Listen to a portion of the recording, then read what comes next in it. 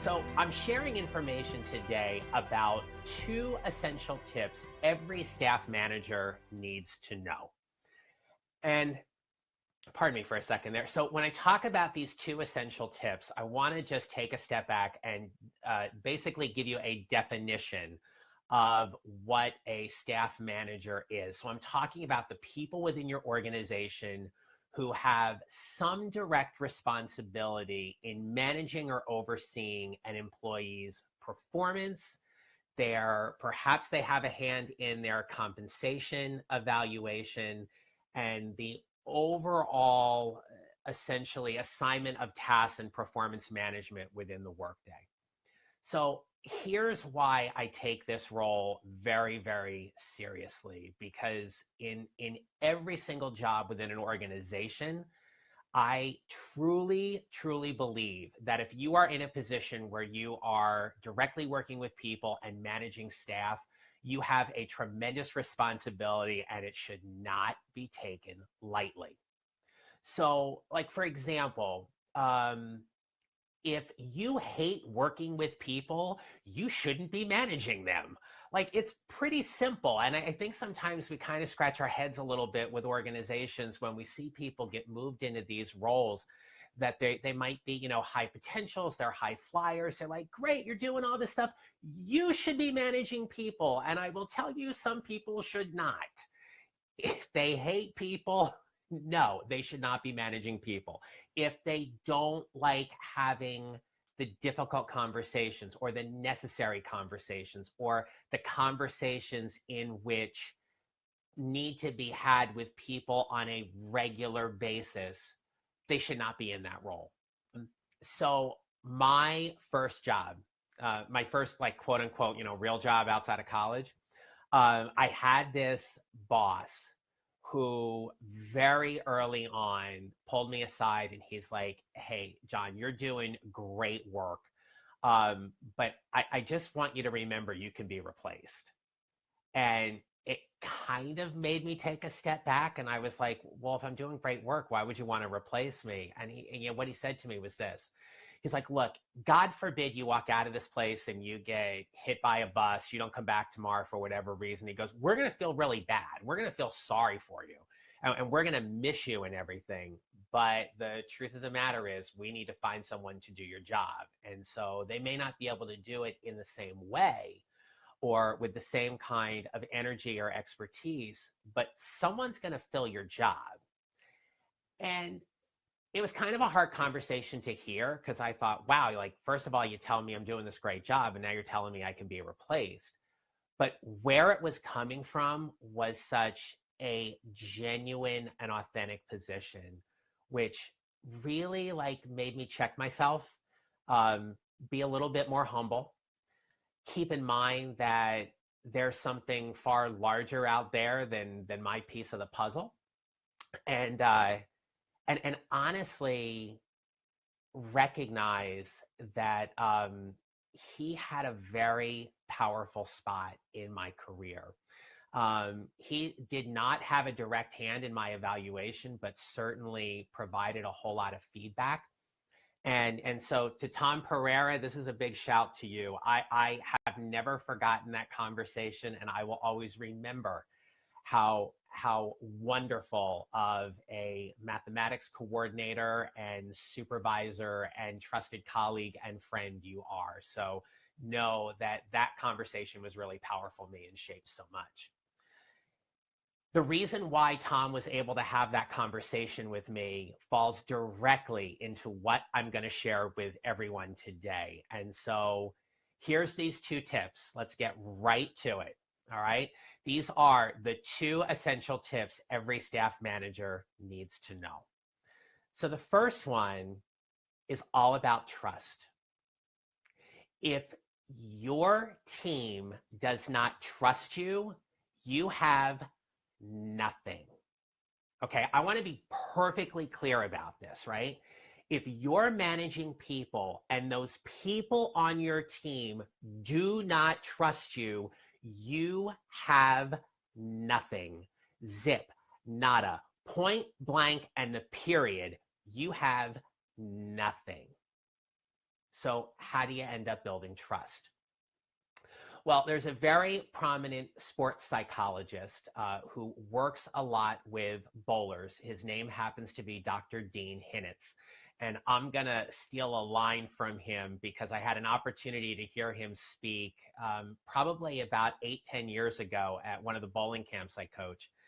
And Dr. Dean was in front of the whole group, and he was talking about how athletes learn to trust their abilities in a competitive environment. And he was having us do these different exercises, and he's like, you get to trust your ability because you do it over and over and over again. What he said was this: trust is repeated behavior over time. So let's take that quote and let's put it into our work situations. If you're a staff manager and you are new to the role, you don't have your team's trust.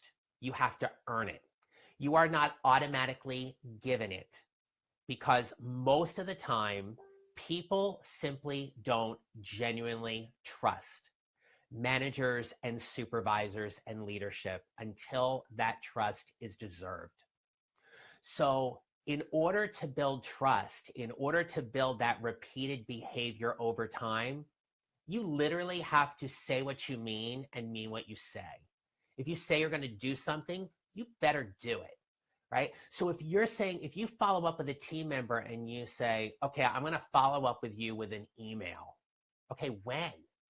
If you say, I'm going to follow up with you about this issue with an email before I leave the office tonight, you better do it. Because that email that the person's waiting to receive from you is really important to them. And so if you don't do it, you break trust.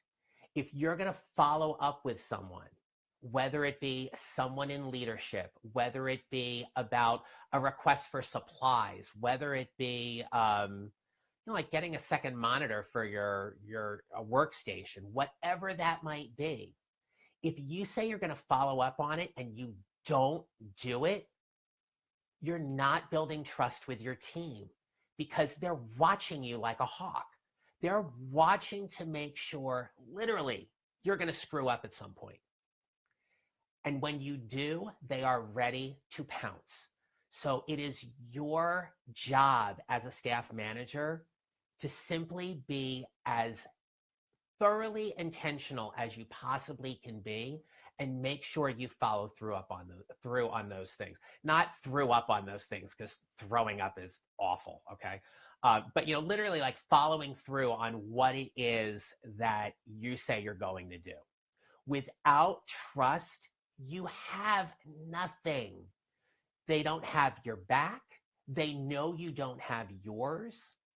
And it is a toxic, detrimental, and caustic situation to be in. Look, throughout my career, I've had an opportunity to work with some amazing staff managers, and I've worked with some pretty bad ones too. I'm not saying they're bad people, they were just bad at the staff management role. And I'd like to think that more often than not, my track record has shown that I've been a pretty good staff manager as well, because I've been able to build the trust I've had with my team. It takes time. It doesn't happen overnight. So you have to be invested in this work that you're doing to really support your staff in a way that you can best serve them. All right. Any comments? Any thoughts around that? I'm going to take a little drink here. Hold on. Well, I hope this is bringing up some thoughts here. Okay, so obviously the first thing here is trust. The second essential tip is all about communication. If you are not a solid communicator, if you don't have the skills to have the conversation with people on your team, I think you simply just struggle and are not an effective staff manager. So let's talk about what those kind of conversations look like. In a real simple form, you got to say hello to people, right? Especially people on your team. If you see them in the hallway and you're crossing paths, you got to say hello, Okay, it's rude if you don't. Get your head out of the phone and pay attention to the people that are around you. Okay, you have to say hello. You have to check in. Even your high flyers, you have to check in. I can't tell you how many people I have worked with or who have shared comments where they are, quote unquote, anointed or appointed by the company as this high performing professional, a hypo, if you will, and they feel like they've been forgotten by their management, right? And so in that whole theme about communication, right, when people who are high flyers don't get the support they need from leadership because there's a lack of communication, a lack of simply touching base, they're out of there. They start looking elsewhere, and they may even start looking for a job on company time, and we know that's not a good thing either. Not good for the organization.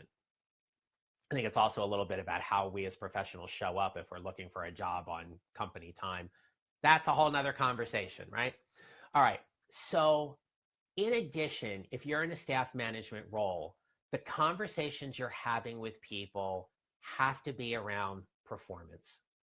It is around giving quality feedback that is evidence-based, that is designed to either reinforce what they're doing well or help them shift and change from not doing a great job or a mediocre job to really knocking it out of the park.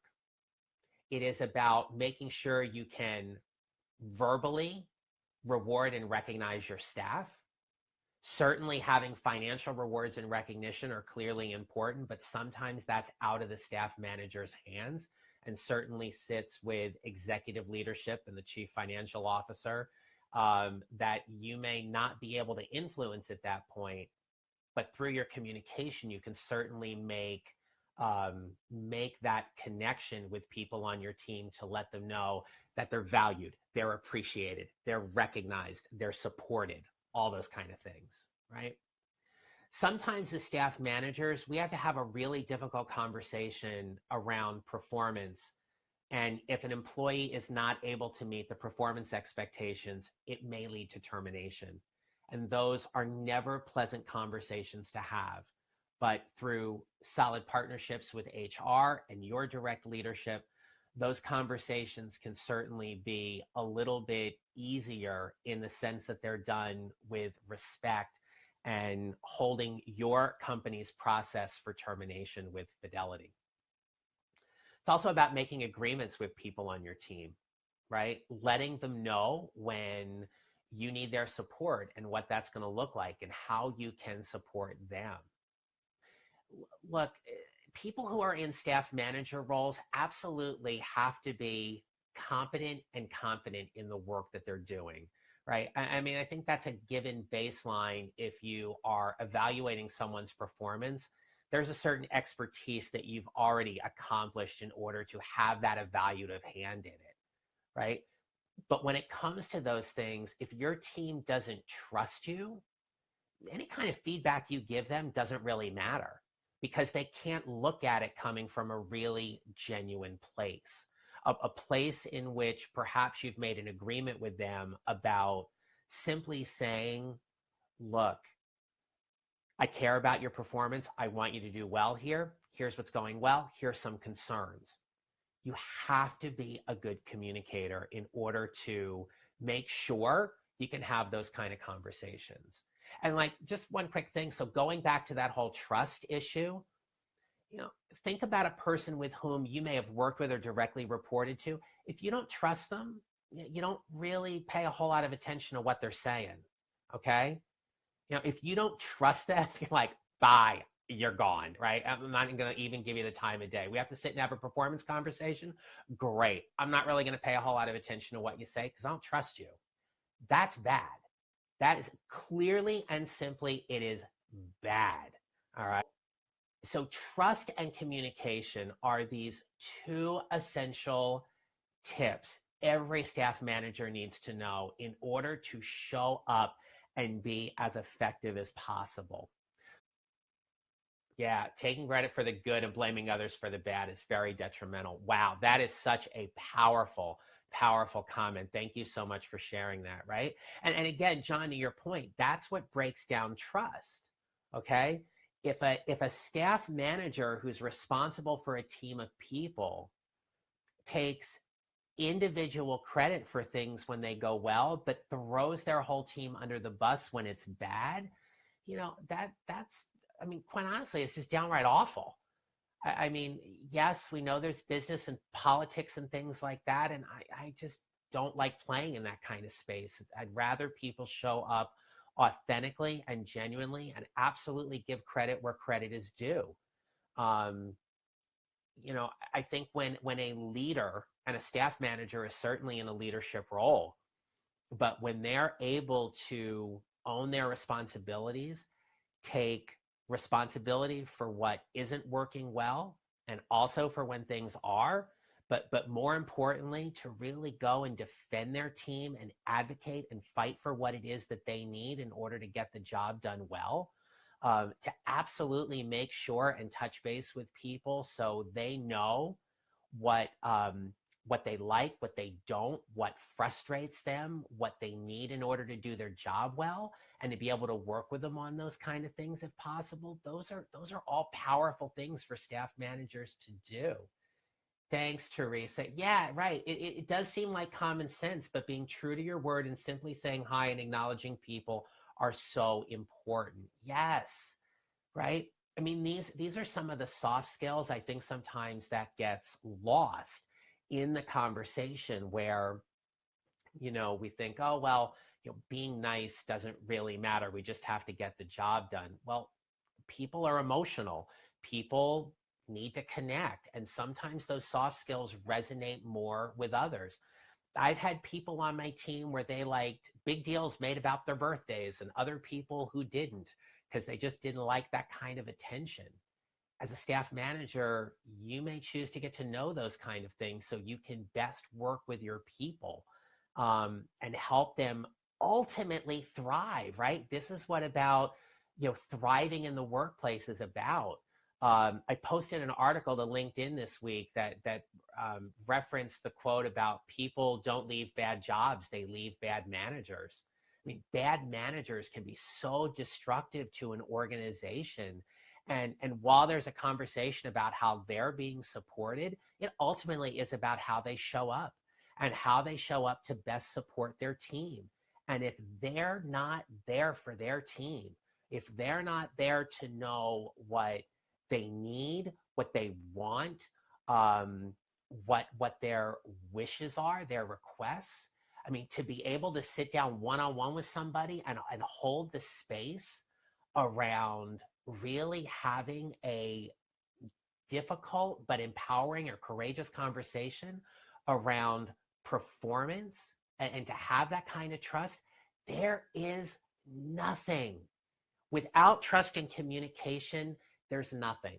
And I think what I'm going to ask you to do is, as you go back, if you are a staff manager yourself, to take a step back and think about the ways you have built trust or are building trust or perhaps even broken trust with your team, and how to ultimately strive to get that back and how well you're communicating, to take a few minutes and reflect on that. And as you're going about your day and interacting with people, certainly say hello, but to also think about how managers are showing up and how they really ultimately are being there for their teams by building the trust and communication that they absolutely must build in order to be effective at their jobs. But the two essential tips every staff manager needs to know is about trust and communication. Without building trust with your team, you don't have one, and they don't have your back. And communication as well. You have to be an effectively strong communicator to have both the good, bad, and ugly conversations that you need to have with your team in order to truly build that team so they can get the work done. Thanks everybody for the likes and the loves and the smiley faces and everything. And if anything, as you leave this conversation today, acknowledge someone in the hallway, say hi, and help make your team a little bit stronger. All right. Thanks, everybody. We'll see you next Wednesday. Have a great rest of the day. Take care.